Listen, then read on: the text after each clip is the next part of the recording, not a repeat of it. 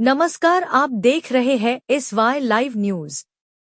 थाने के कलवा इलाके के विटावा क्षेत्र से एक बेहद दुखद खबर सामने आई है।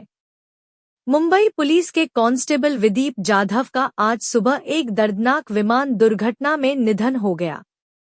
विदीप जाधव उपमुख्यमंत्री अजित पवार के पर्सनल सिक्योरिटी ऑफिसर के रूप में ड्यूटी पर तैनात थे।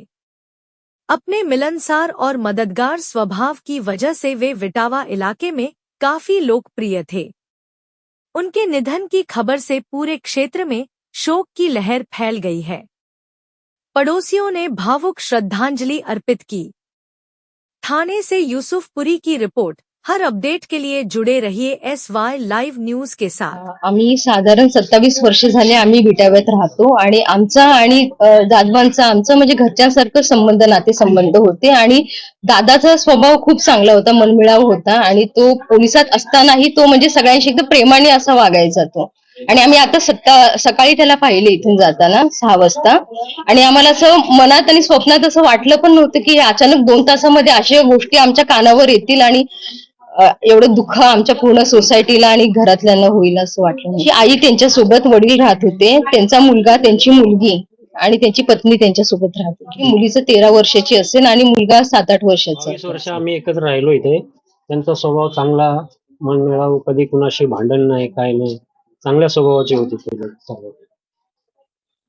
कुणाच्या प्रसंग येऊ नये, पण देवाच्या मनात आल्यावरती कुणाला काय कुणाच्या हातात नसतं ना ते। आम्ही सर्व एकत्र होतो। आता हे गेल्या 27 वर्ष इथे वास्तव्यास होते। इथे अतिशय मनमिळाऊ आणि सर्वांशी मिळून जुळून राहणारा स्वभाव त्यांचा होता। सोसायटीमधील सर्व नागरिक असतील किंवा इथले परिसरातील मुलं असतील त्यांच्याशी हसत खेळत असायचे। आणि आज सकाळी जेव्हा आम्ही तुमच्या प्रसार माध्यमांच्या बातमी बघितली तेव्हा राज्याचे आदरणीय उपमुख्यमंत्री अजितदादा यांचा विमानाचा अपघात झालाय आणि त्याच्यामध्ये विदीप जाधव आणि अजितदादा यांचा मृत्यू झाला, तर आम्हा सूर्यनगर वासियांसाठी, विटावा वासियांशी दुःखाचा डोंगर कोसळलेला आहे। त्याच्यानंतर घटना कळल्यानंतर त्यांची आई इथे घरी होती, सर्व आजूबाजूच्या परिसरातील आमच्या महिला असतील, बंधू असतील, त्यांना भेटायला आले, त्यांना धीर देण्याचा प्रयत्न केला। आता ते सर्व त्यांच्या बारामतीकडे रवाना झालेले आहेत। परंतु सर्व विटावा सूर्यनगर वासी असतील किंवा श्रीकृष्ण विहार वासी चाळीतील आमचे सोसायटीचे सर्व सभासद असतील, हे त्यांच्या सोबत आहोत आणि आमच्या सर्वांच्या वतीने त्यांना भावपूर्ण श्रद्धांजली आम्ही अर्पण करतो।